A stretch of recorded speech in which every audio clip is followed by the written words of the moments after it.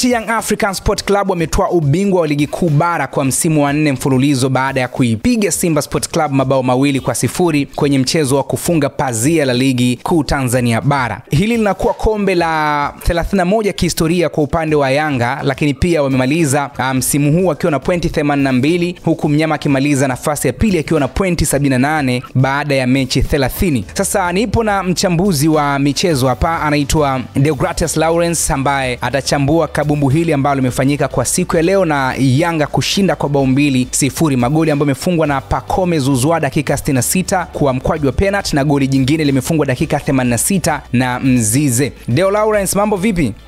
Shwari kaka, mambo vipi kaka? Safi kabisa, uko vizuri? Namshukuru Mwenyezi Mungu, sijui wewe bana. Vizuri kabisa. Mchezo umeuona, vikosi umeviona, namna ambavyo ameanza dakika 45 za mwanzo, lakini pia dakika 45 za pili na mabadiliko ambayo yamefanyika. Tuzungumze kwa mchezo ulivyokuwa kuanzia kipindi cha kwanza. Kwako uliona ni mchezo wa namna gani? Ulikuwa mchezo mzuri ambao una hadhi ya soka letu katika daraja lile la A, kwa maana ya timu zenye ubora ambao unakaribiana. Simba kama miongoni mwa timu ambazo zinashiriki ligi hii kwa msimu wa 3, msimu wa 4, tulikuwa tunaona jinsi ambavyo gepu lao baina, yani la ubora baina yao na Yanga, jinsi ambavyo lilikuwa liko mbali. Lakini mechi ya leo unaona, au msimu huu unaona Simba wameimarika. Kwa nini nasema wameimarika? Unaangalia msimu uliopita Simba walikuwa wanagombea nafasi ya pili kama unakumbuka, mbele ya Azam. Lakini msimu huu unaiona Simba tofauti ambayo imekuja inagombea sasa ubingwa. Tafsiri yake kuna improvement ambayo imefanyika. Lakini kwa upande wa Young Africans ni muendelezo wa ubora. Ni miongoni mwa timu nzuri kabisa ambazo ziko very compact, na unaweza ukatoa credit kwa uongozi wa Young Africans jinsi ambavyo wamesuka kikosi chao ambacho kimedumu kwa muda mrefu. Sasa ukija kwenye mchezo jinsi ambavyo ulianza, unaona jinsi ambavyo Young Africans walikuwa very aggressive, walikuwa tayari wana malengo. Mpira ulikuwa upo upande wao, muda mwingi wamecheza katika eneo la Simba. Walikuwa wanashindwa tu ama wanakosa ule ukatili wa kupata matokeo katika kipindi cha kwanza, lakini muda mwingi wao walikuwa katika hilo eneo la kujaribu kutafuta matokeo. Ubora wa Simba ulikuwa ni katika eneo la uzuiaji. Labda inawezekana ni kwa sababu Mwalimu Fadu aliopti kucheza na double pivot, wachezaji ambao amekuwa akiwatumia muda mrefu.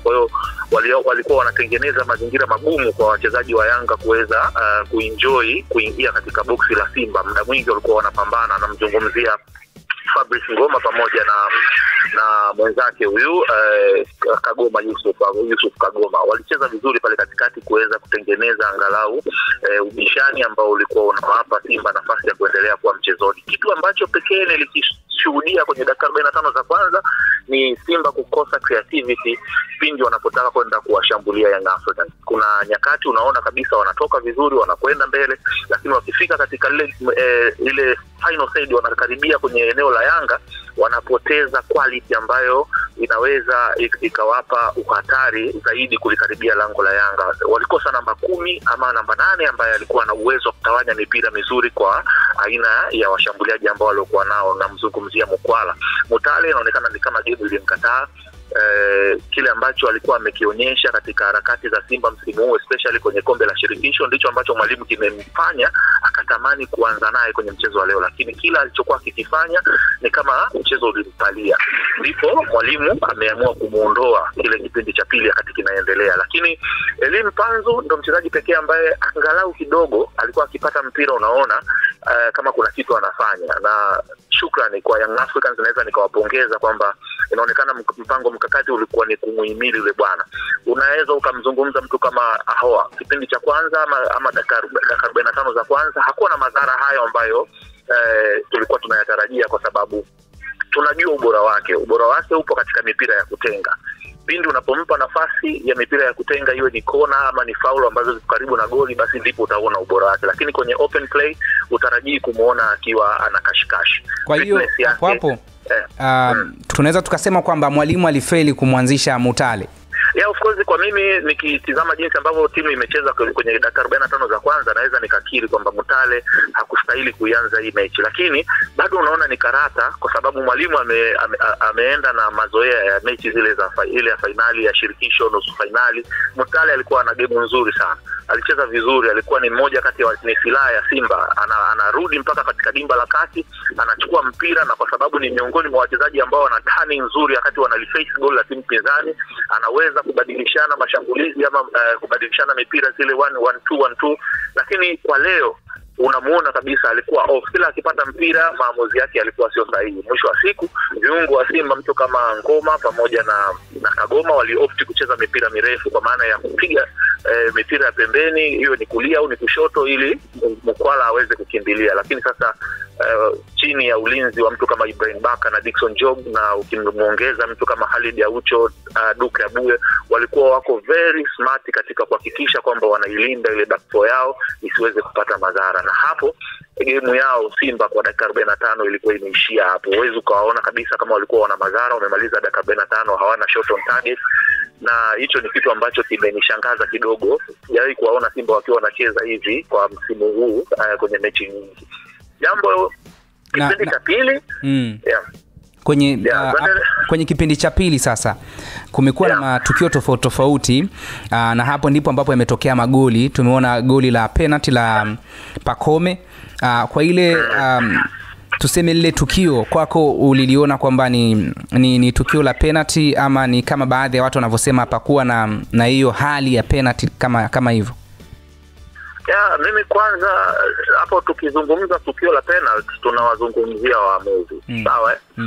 Kiukweli kile ambacho kimefanywa na ligi yetu, especially kwenye maamuzi ya kuleta waamuzi wa nchi nyingine, inaonyesha jinsi ambavyo kuna sura mbili zinaonekana hapa.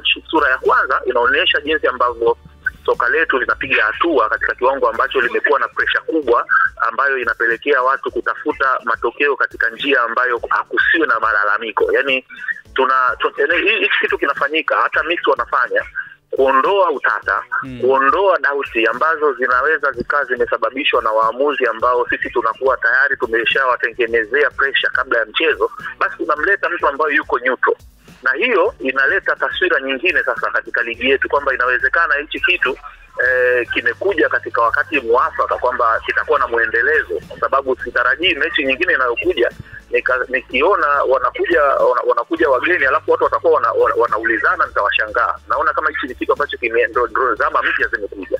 Kwa hiyo upande wa kwanza inafungua ukurasa mpya wa ligi yetu kuanza kwenda katika upande wa pili wa maamuzi, kwamba tunaanza kufikiri jinsi ambapo tunaweza tukachukua waamuzi kutoka nje tuweza kutuamulia game zenye utata. Lakini upande wa pili, huu ni upande wa kwanza. Upande wa pili, hii iwe wake up call kwa marefari wetu, kwa sababu kwa mfano leo tumewatizama waamuzi walipochezesha. Sisi asilimia kubwa ambao tumetizama mpira tumeridhika. Hamna sehemu utasikia mtu anamuongelea muamuzi. Unajua ni kwa sababu gani? Kwa sababu waamuzi walikuwa wanachezesha kiutu uzima. Maamuzi yalikuwa yanaonekana kabisa hayana upande, hayana yani kipengele, hayana kufumba. Sehemu ya faulo mtu ameweka faulo, sehemu ya kadi mtu anatoa kadi. Rifaa kwenye tukio lile ambalo Pacome Zouzoua ametoa kadi lile la kipindi cha kwanza, alidondoka, mwamuzi akamwambia hapana, nyanyuka, akampa. Na kipindi cha kwanza unaona, na kipindi cha pili wachezaji wamejirekebisha. Kipindi cha kwanza wachezaji ni kama walikuwa wanajaribu kucheza kwa mazoea, unaona kabisa ni kama wana udhaifu ule wa kutokana na kuchezesha na marefa wetu wa ndani. Referee mchezaji ashazoea kwamba akidondoka tu kidogo mwamuzi lazima atatoa faulo, lakini mwamuzi huyo alivyokuwa anachezesha akawa anawaambia nyanyukeni tucheze. Kadri ndio ilivyokuwa inazidi kwenda, wachezaji nao wakabadilika. Sasa tukio la penalty ambalo wewe umeliuliza, ile ni clear penalty, na mimi niliandika hata kwenye ukurasa wangu kwamba nilikuwa najiuliza, yani Musa Ping Kamara alikuwa anaenda kufanya nini, kwa sababu tayari kulikuwa kuna wachezaji wawili wa Simba ambao bado wanaenda kummaki Pacome Zouzoua. Yeye amekwenda hajacheza mpira, amemkumba Pacome Zouzoua. Hata kama Pacome alishacheza ule mpira, lakini kuna namna goalkeeper anaonekana alimfanya Pacome akashindwa kutulia na kufanya maamuzi yake. Tafsiri ile moja kwa moja ni obstruction ambayo inaonekana ni clear penalty kwa sababu yuko ndani ya boxi. Maamuzi sahihi kabisa kutokana na jinsi ambavyo mchezaji Pinpin Kamara amecheza. Kwa hiyo alaumiwe Kamara pale goli la penalty. Yeah, of course ile ni goli lake. Huwezi ukaniambia unakwenda, unajua goalkeeper ni mtu wa mwisho kabisa kabla ya goli kufungwa. Akitoka anatakiwa awe na maamuzi ambayo anahakikisha yawe ni sahihi. Yaani maamuzi yake lazima yawe sahihi pindi anapotaka kufanya maamuzi. Huwezi ukatoka kama vile alafu unafika katika eneo la tukio hujacheza mpira umeenda kucheza mwili wa mtu. Hiyo ni clear penalty, ni clear foul. Mimi binafsi nampongeza mwamuzi kwa sababu ameonyesha jinsi gani ambavyo yeye ni mwamuzi wa daraja la juu. Lakini vipi kipindi cha pili kwa Simba na Yanga? Maana mwanzoni tumezungumzia kipindi cha kwanza peke yake. Kipindi cha pili Simba kidogo walibadilika. Mabadiliko ambayo mwamuzi aliyafanya, mwalimu aliyafanya, huyu Fadu Davis, yalikuwa yanaonyesha jinsi gani ambavyo Simba sasa wanajaribu kuiamsha timu yao kwa sababu kipindi cha kwanza ni kama walikuwa wamelala.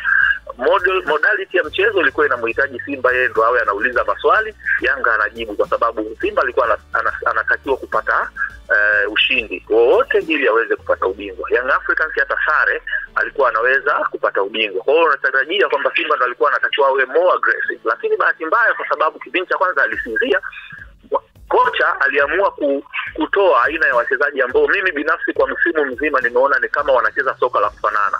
Kwa upande wangu kumchezesha Ngoma pamoja na Yusuf Kagoma katika eneo la katikati, Simba kuna kitu kinapungua. Kwa nini? Kwa sababu hao ni wachezaji ambao mimi binafsi nimewatazama naona wanacheza soka la aina moja. Sio wachezaji ambao wanatembea na mpira. Mimi namuogopa sana kiungo ambaye anaweza kupunguza mtu na kusogea mbele. Mchezaji wa design hiyo ama kiungo wa design hiyo ni hatari. Lakini huyu Ngoma pamoja na mwenzake Yusuf Kagoma ni wachezaji ambao wanacheza kwenye position, wanakaa na kupiga pasi elekezi.